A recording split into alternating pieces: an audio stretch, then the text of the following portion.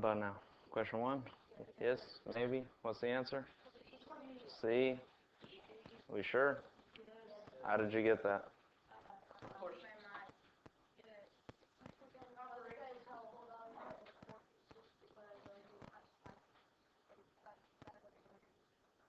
Interesting.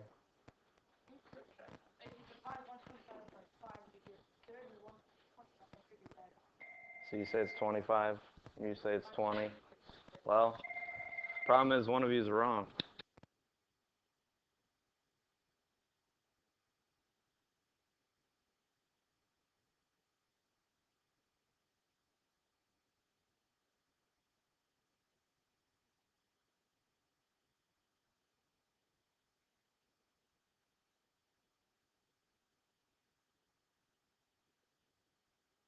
Okay, but I heard somebody say proportions in there. That was pretty much the correct answer. So in this case, this is percents, right? So we're looking at some part over some whole thing. Except this time, what's the part we care about? The decrease. What did the price change by? 25. So this change here is 25 cents. And what would the whole thing be? Okay, good.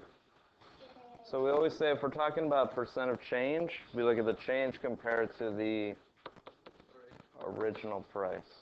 And that original price was $1.25. Okay? And then over here, what would this right side look like? This would be X and 100. That's why we use original, because we know the original will always be 100%. So we do some cross multiplying here. 100 times 0.25 would be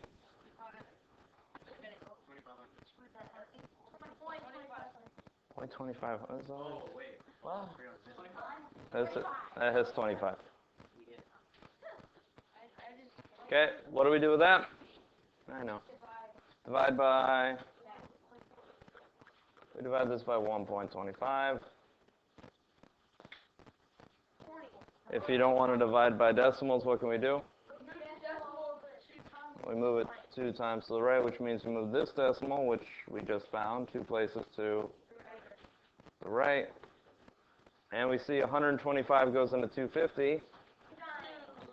2 times, because that's 250. What's left over?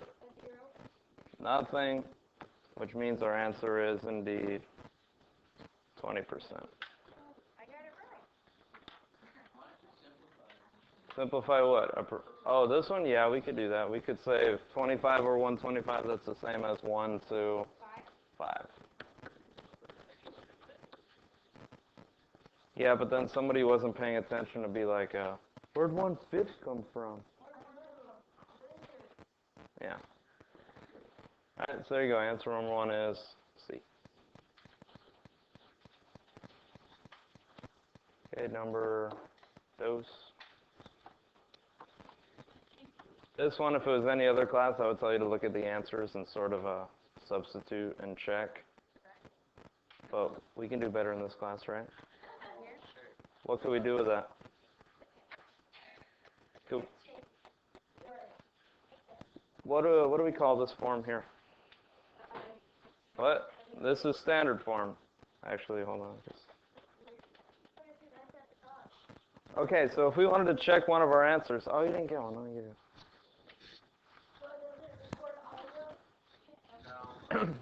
So, if we wanted to pick one of these answers to check, which one would you want to pick? B. Oh, okay, let's check B. So if B says 4x minus 3y, and then we just pick a pair of values, what? Yes?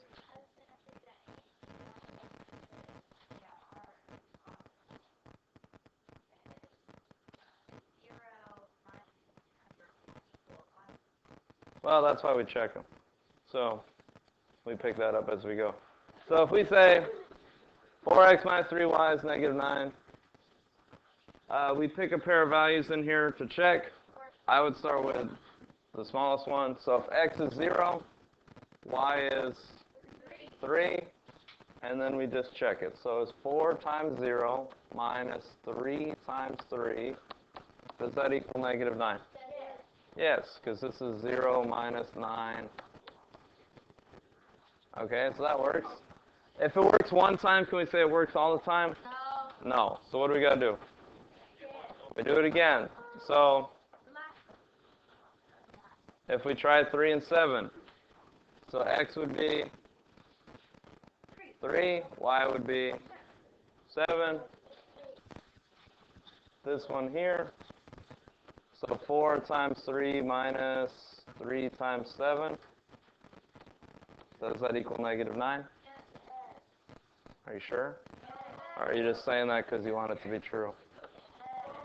12 minus 21 does indeed equal negative 9. And if we kept checking down the line, we'd see it works every time, so our answer is B. You should know the answers for all of them. All right, cost of DVDs at a local music store. Yeah. If it costs $12 before the price increase, how much does it cost now? Okay, so again, we're talking about percent, so we're looking at some key that kind of looks like part to whole. Okay, again, you should all know the answer. You don't have to gloat about it. So, can we find 10% of this? Can we call that the part? So we say increase. What would the whole thing be? What would that be in words? What is that talking about? The original. Thank you. So we put dollar signs on the left, percents on the right. Do we know the dollar amount increase? No. Do we know the original price? Do we know the percent increase? Do we know the original percent? Do we have a proportion? Say hooray. Now cross multiply.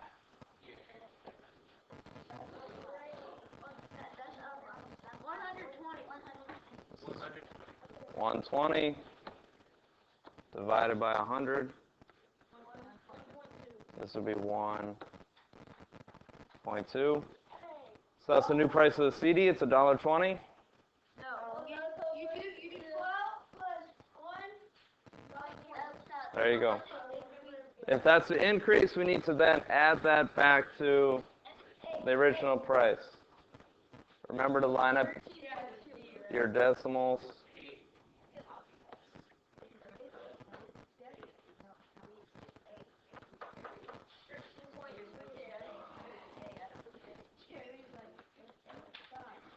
As 13.20. Okay. It is important that you line up your decimals. If you just saw 12 and 12 and add them together and got 24, that's also an answer choice, but we'd all laugh at you because that'd be wrong. Also, does it make sense? Like if, oh, this is the original cost, and it went up 10%, now it's $24. Like what? Like that's how you get fired from your retail job right there. Brian, facing the wrong way. Number 4. This lady. I think it's a lady. I don't know. Alright, earns monthly salary of $500 plus 8% commission on total sales, which these equations could be used to represent Y, her monthly earning in X dollars. Okay, so this one we have to look at, how can we do percents without the proportion? And we sort of know how to do this. So if we wanted to find 8% of something, right? So our proportion would look like 8% over 100. Hush. Okay, we want to know this amount, and we have some dollar amount. Let's call it, I don't know, 50. Okay. So normally we do 50 times 8, and then divide it by 100, right? But if we wanted to simplify that down to one step, could we figure out what 8/100 is as a decimal? 0.08. It's 0.08. And what would happen if we took 50 times 0.08? What would that give us? This would be 4. Okay? What if we did that with the proportion? If we did 50 times 8, that would be 400 divided by 100 is same thing, right? So your shortcut, since we've done enough proportions now and since they're giving it to you as test questions, if you wanted to find the percent of something, you multiply it. You always multiply, never divide. Never, ever divide.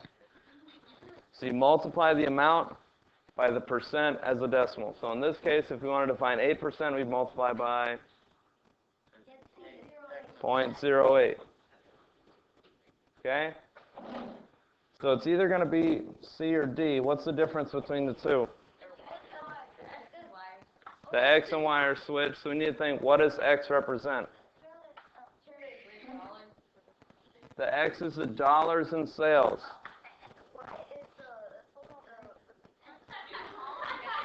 Okay.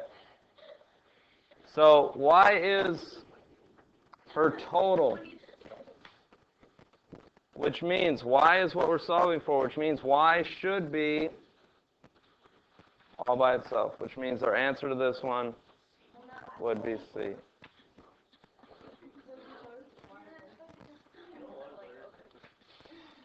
Okay? You getting this down? Because I see you wrote down part of it, but not all of it. Oh, I know.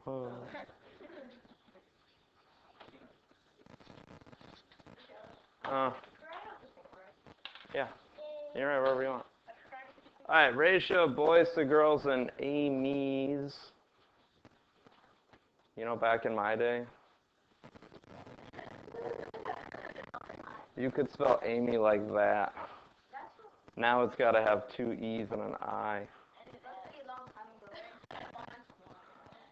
All right. So, ratio of boys to girls is 3 to 4. All right, hush. If there are 28 students, how many of the students are boys? This one's tricky because the ratio it gives us is not the same as the ratio we're looking to solve with. What is the ratio we really care about?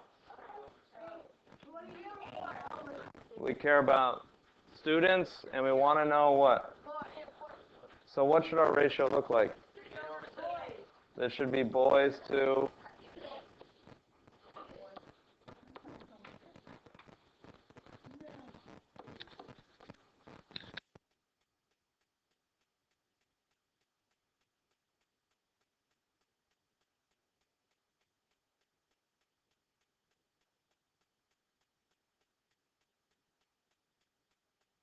So boys to students. So we look at this original ratio it gives us. Is this boys to students? No. So the 3 represents boys. That's good. What would the students be? In this ratio, how many students are right here? 7. So this original ratio is 3 boys for every 7 students. And then the second part of this, because every ratio problem really comes down to being proportions. If there are 28 students, so 28 would go on the bottom, and then we look for how many of those 28 are boys. And then this becomes...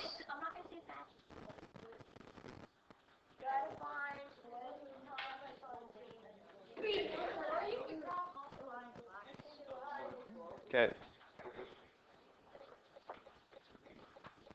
Is there a common factor here we could multiply by? What is it?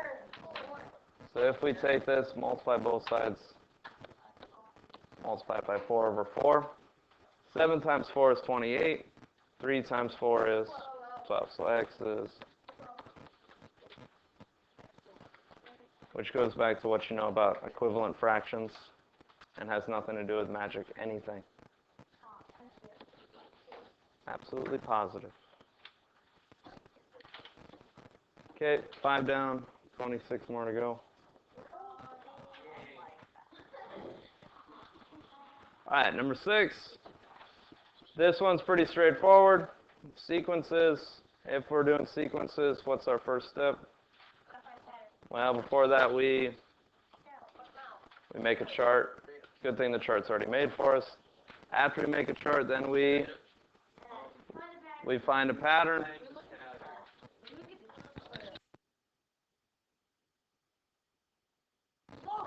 So we see we have plus 3.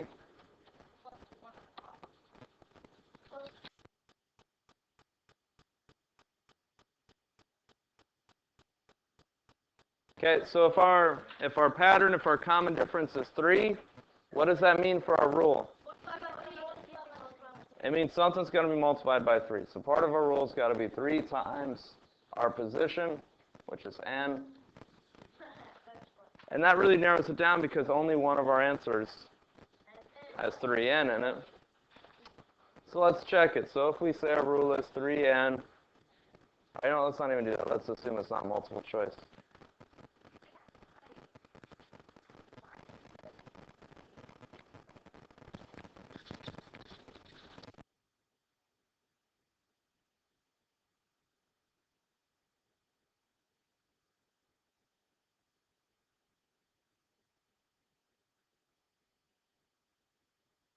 Alright, so 3n, so let's check it. So if we pick one of our pairs here, let's take the first one because it's easy. So we have 3 times 1, and the value should be 1. But what's 3 times 1? 3. So what do we need to do to get from 3 to 1? We need to subtract 2. So maybe our rule just happens to be 3n minus 2. And oh look, it's one of our answer choices. Hooray.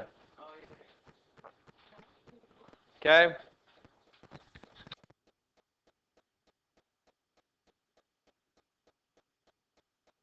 And number 7. Sides of a triangle of lengths of 3, 8, and 10. Smallest side of a similar triangle is the length of 12. What must be the length of the longest side of the similar triangle? This is almost confusing because it talks about triangles, but it doesn't give you pictures. So we make this uncomplicated by simply drawing 2 triangles. One triangle more bigger than the other. Okay, it doesn't really matter what it looks like. This is going to be 3, 8, and 10, obviously. Okay, it says the smallest side of the similar triangle has a length of 12. So what's the smallest side over here? It's the one on the left, which means the smallest side on this triangle is going to also be the one on the left, which will be 12. Then it wants to know what must be the length of the longest side. So the bottom is the longest side of our original. It's got to be the longest side over here. Okay. Now we have 2 similar figures. We remember we call these whatever we want, so we can call them. We did all those already. Okay. So waffle.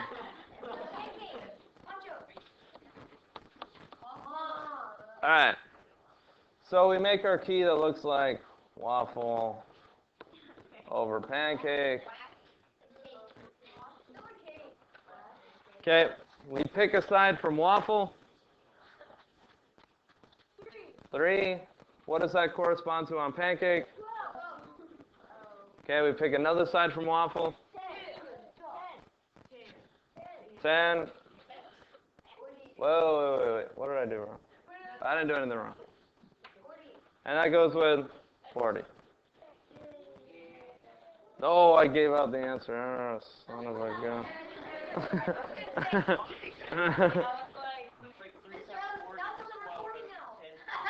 Oh, well. Pretend you didn't see that. I kind of gave it away. All right, so I think I said it too. So we cross multiply this. 12 times 10, 120. Kind of not fun anymore. This is divided by 3 is 40. All right. You also could have simplified this and said this is 1/4. Okay. Another way we could have done this is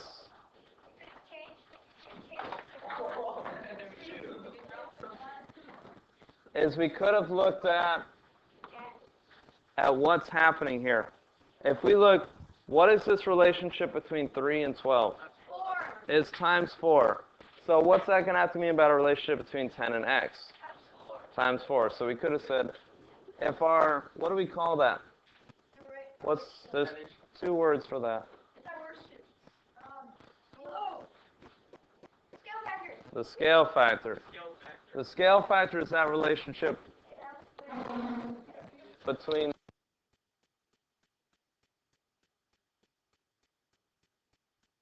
so that's the relationship between the sides. So if we're multiplying by 4, that means this has a scale factor of 4.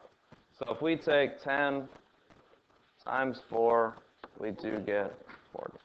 So all sorts of different ways to get that answer, other than me just blurting it out.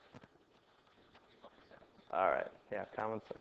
Number 8, trapezoid tusser, as shown below, is dilated with a scale factor of 1.5. What is the measure for side SIR? So we get this whole trapezoid, and you're like, oh, no, I don't know anything about trapezoids. Well, you don't need to know anything about trapezoids. All we care about is one side. Which side is that? SIR, which is this side right here. Okay? If it has a scale factor of 1.5, what does that mean? It means we're simply going to take this entire shape and we're multiplying everything by 1.5, including side SIR. So that would be 8 times 1.5. And if you multiply that out, it's lower than what you did.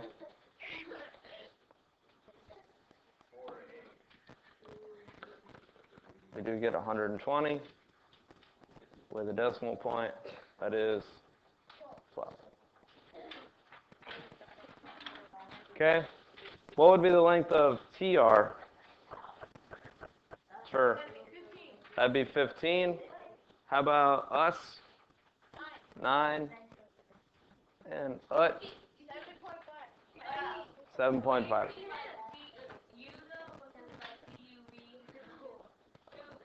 That sounds better. All right, number 9.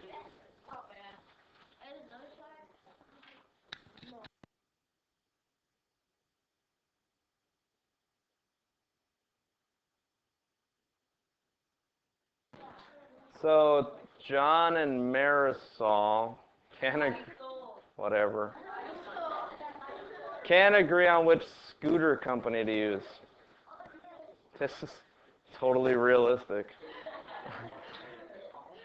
All right, so we have different rates. If they rent from their own choice, how many hours would they have to ride for the cost to be the same? All right. So what we could look at here is you could just like do this by hand for each hour and find the price. Or we could think a little bit smarter than that. How much do you pay more for Company C just to rent it? You pay $10 more. So this right now is at plus 10. At 0 hours. Okay? But if you look at the hourly rate, how much more do you pay for? You pay $2 extra. So how many hours would it take you to have a difference of 10? It would take 5 hours. So when would they be exactly the same? 5. And that's about it.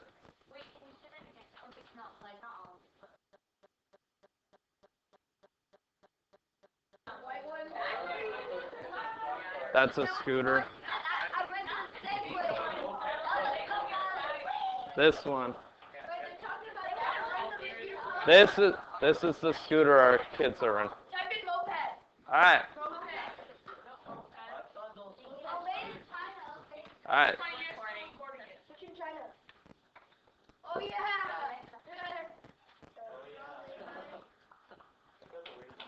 All right, here we go. Right triangle shown below.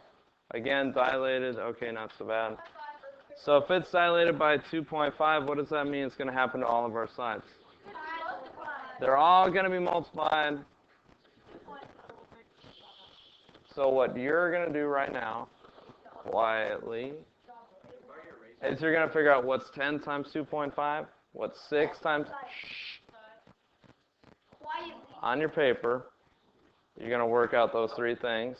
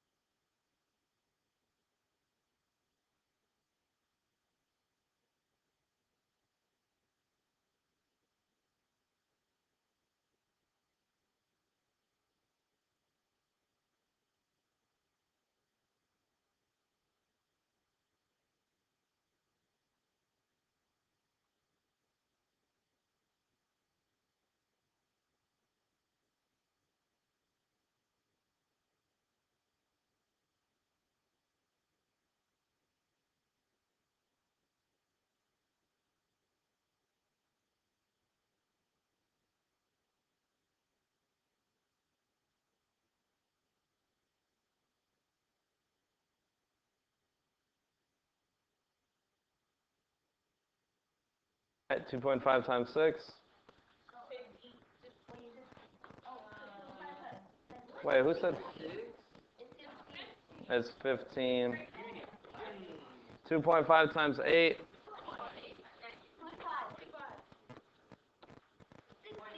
Okay. So to find perimeter, what do we have to do with those three numbers? We add them up, and that does give us... Okay. So, all right, number 11 doesn't exist. All right. Number 12, the tree in the shadow. You got to get used to this problem because they like... This is pretty much... If they want a real-life example of how to use, like, similar figures in real life, they use this stupid tree. And, yeah, it's always something shallow.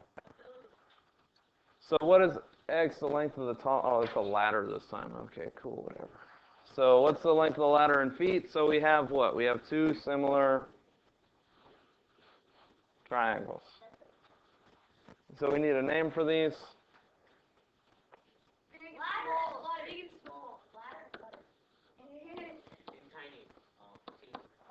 Okay.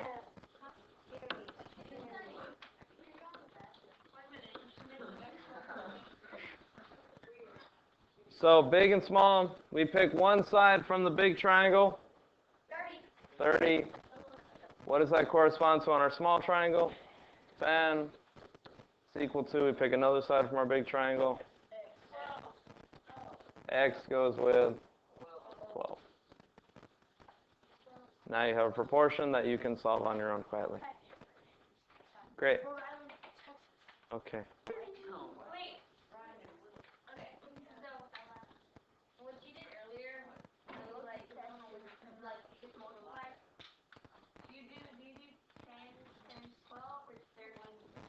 You always cross multiply. Every time.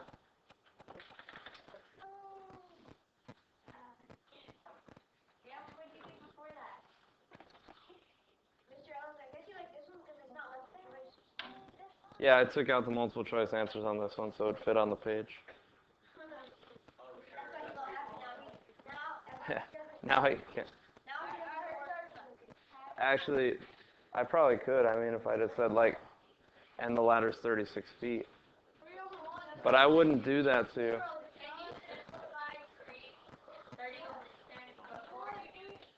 Yes. So 30 times 12.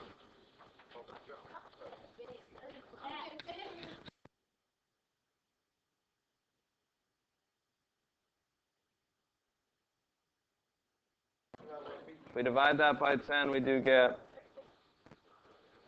Okay, yes, we could have simplified 30 over 10. That's 3 over 1. is x over 12. So that'd be 36 divided by 1, which is 36. Again, we could look at scale factor. How do we get from, I guess since we're looking for this side, let's go from right to left. How do we get from 10 to 30? Times 3. So what is the scale factor between our small and big shape?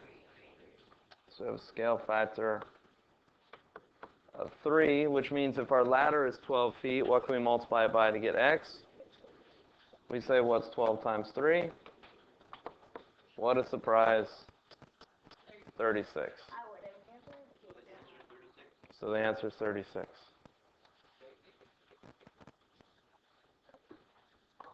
Oh, we're almost there. Triangles x, y, z, and f are similar. Ratio of sides is 2 to 3. The perimeter is 45. What is the perimeter of x, y, z? There's a couple of ways we could do this.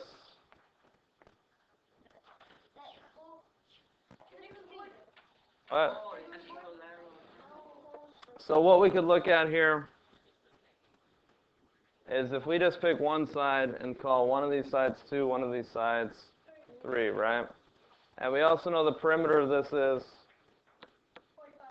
and we're looking for, I guess we can call it x, even though there's already an x there. Is that 3 numbers? With 1 missing? Which means we could probably make a proportion. So we need names for these.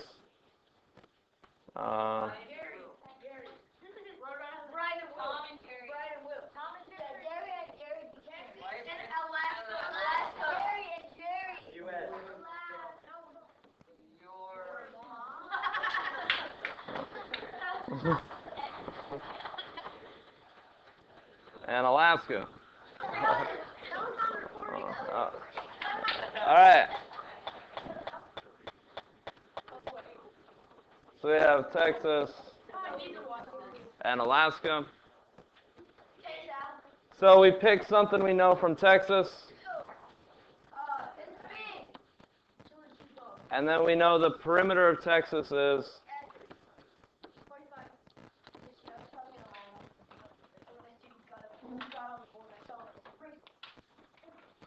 Okay, if we cross multiply this, Brian, we get 45 times 2 is what, Brian? Can you stay with us, sir? 90, what do we do with that?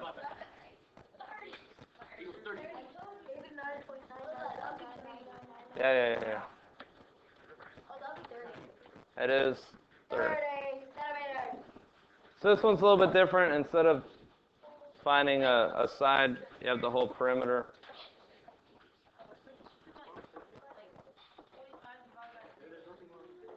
Yeah, and then times it by 2.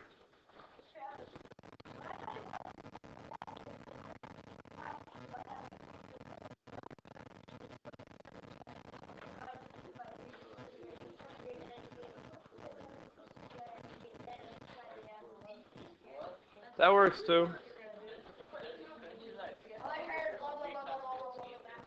Alright, and the last one, if we reflect over the x-axis, that means it's moving which direction? Down, which means it's ending up in quadrant. And what's true about all the coordinates in quadrant 4?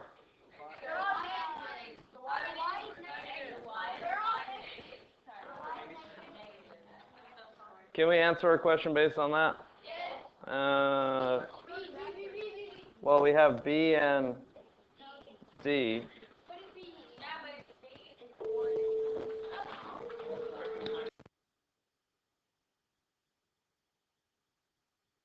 So if we take B to the other side here, that's 8 above, so it'd have to go 8 below. So this would be 4, -8.